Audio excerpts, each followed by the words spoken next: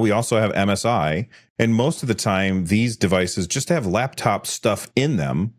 But MSI decided to make or partnered with Intel, and they decided to make this new chip that is actually a handheld chip. And I think that's actually kind of cool. It's not just laptop shit shoved into a handheld form factor.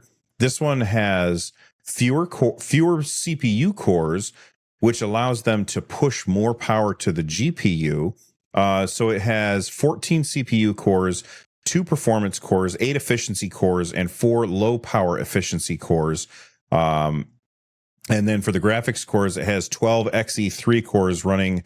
Who cares about the clocks? And it has 32 gigs of RAM and a 1 terabyte SSD, 8-inch screen, 1080p, 120 hertz. It's $1,500. It's still pretty damn expensive. Yep. There it is. Yeah, it's exactly what you said. They get a spec bump, but then the price jumps way up. Like, how much was the last MSI Claw? It was also expensive. Was it? I don't remember. I never tried that one. It was like $1,200, I think. Oh, that's not actually that big of a jump then. Well, comparatively. Yeah, that was like towards the front end of the Rampocalypse. My reaction to this was definitely, I saw the 32 gigabytes of RAM and I was like, in this economy?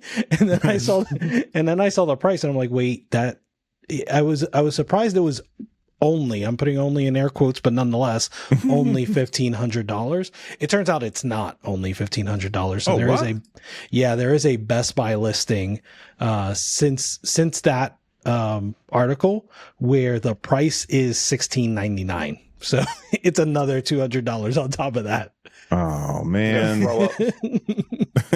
But literally in my notes, I'm like, so I had surprised that it's only $1,500, and then I found that link and I'm like, oh yeah, that explains it. The 8-inch screen is nice. I've been continuing to rock the Legion Go S. I do like that 16-inch screen. When I use it, I said 16-inch screen, excuse me, 8-inch screen. When I use it, I do miss like the Steam Deck's capstick sensors for like gyro. But that's about the only thing I miss. I don't use the trackpad to that much, but I do miss the capstick sensors. I'm with you. I know that Bob he wants something smaller, but I do like the bigger screens. The bigger screens make it easy for me to see what I'm doing. And that's like the handheld that I tend to use the most, other than the AYN Thor. That's my main one that I play the most. But the one that I play, if I want to play something that needs more power, that can't run on the Iron Thor, that's also the Legion Go S. And it's only because it has a bigger screen. Yeah, I do like a nice big screen. It depends on the game, really. I play mostly smaller indie stuff, so it feels like a waste having a $2,000 handheld with a big old screen playing Gravity Circuit, Mm-hmm. Yeah, that's fair. Oh, we forgot to say the name of this ridiculous thing. It's the MSI Arc G3 for Claw 8 AI or Claw 8 AI Plus, and I think there's also an EX in there that I missed somewhere. There is an EX. That's the Arc G34 Claw is in there. We owe Super Street Fighter 2 Turbo an apology at this point. The Super Street Fighter 2 Turbo just rolls off the tongue now. I guess it does. Yeah. What do you guys think of the way that the screen is too tall for the device? That kind of drives me insane.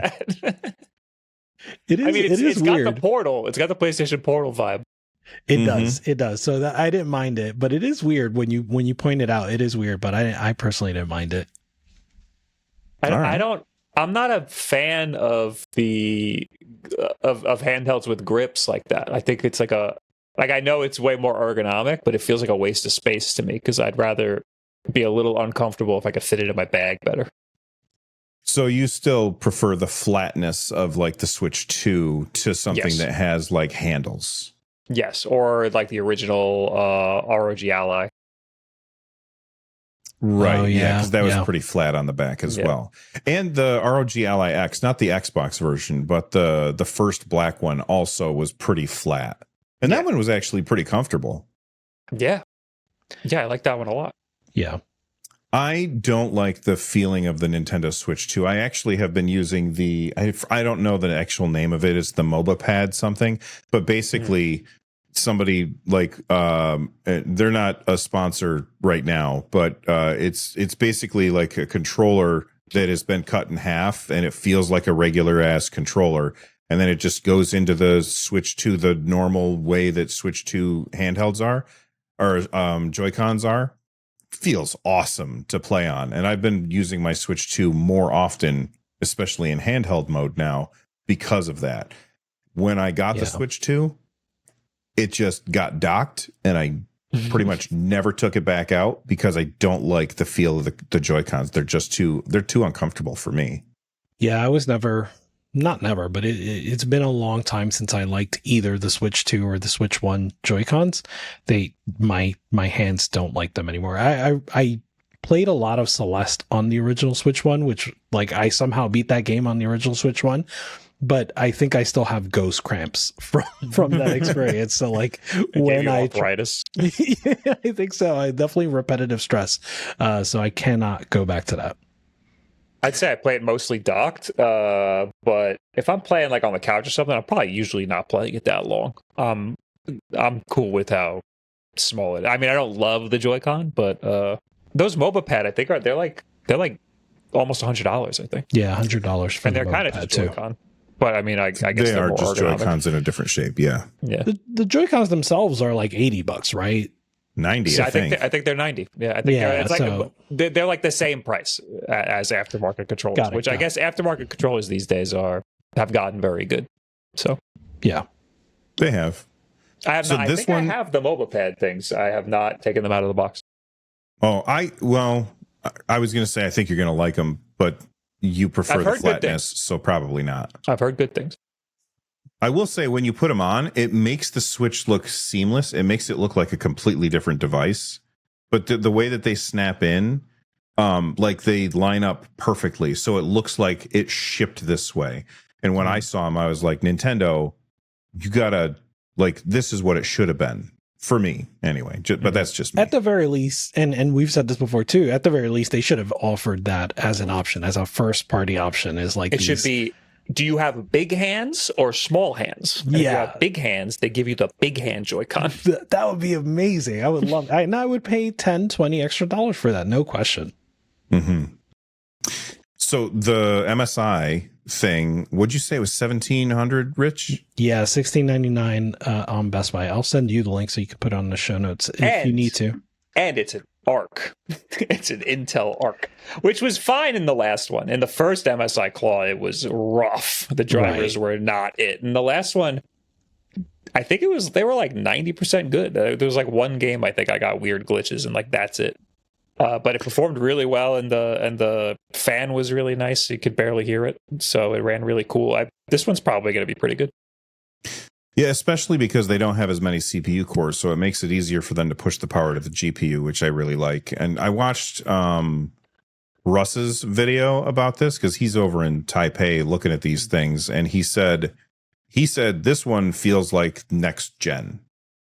Okay. And I was like, oh, that's exciting to hear. So I can't wait till he gets back so we can hear about his experiences with that. But I just think it looks really I don't like the way that this looks, but I like what Intel is doing with the Arc G3. I think that that's interesting, that they're definitely focusing on a handheld chip instead of just throwing some laptop shit in there.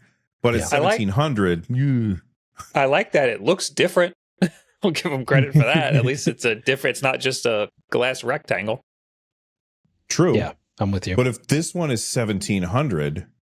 and the Ally X20 comes with the stupid glasses that we don't want. I mean, the original Intel is more expensive. I think they charge more because the other MSI Claws were more money than the competition at the time when those were out. Okay. Or is that because they charge more, or is that because they're just making so few of them? You know what I mean? Could be. I don't know. You're supposed to know things, Bob. That's why I got you on the show. It could be either of those things. I have no idea. Okay. Are you But not what the do you guys distributor? think this thing is going to cost? What'd you say, Rich? I was just kidding. I was like, are you not the distributor? That's a different guy. right. That's another Bob. That's another Bob. The other Bob. That's right. So what do you guys think the X20 is going to cost then? If this is $1,700 and the Xbox Ally X is $1,000 by itself, throw in $800 pair of glasses, and then you look at the Lenovo Legion Go 2 costing $1,350 because of the OLED VRR screen. I think we're looking at like $2,300 minimum for this. Yeah, I would have said 2,000, but I could see 2,000 if they really. I mean, I'm losing after the Steam Deck price increase. I've lost all hope for everything. Correct. Same. But 2,000, I think that they're bundling in the headsets to absorb some of the price increase. So, if I had to put money down, I would say 2,000. I think anything more than that is absolutely ridiculous. I think 2,000 is absolutely ridiculous. Like a good deal? Well, I don't think it's a good deal, is what I'm saying. I think 2,000 is way too much for a handheld that can do what this does. That is stupid. No matter what, it's stupid. I just think that they can't go lower than 2,000 in the current market. Yeah, I definitely agree with that. Rich, what do you think? What are you gonna pay for this thing? We're not gonna buy these things. I mean, I'm not going to buy it, right? Neither am I. And it's not going to be sent to me, and I'm not going to buy it, and that's okay. It is for someone that is willing to spend 2,000 plus. It's not even worth buying for a review. If they don't offer it, it's like there's the return. The ROI is not there. No, not at all. Even if you sell it. You buy it, you sell Nobody's gonna want it. Aftermarket. There you go. Here's what you do, Bob. You go to Best Buy and you buy one, and then you return it after you're done. Yes, so you can get your review. I gotta make friends at Best Buy. That's what I gotta do. Smart. Oh, here comes that Bob guy again, turning he was here yesterday. I saw what you did in your video. I'm not taking this back.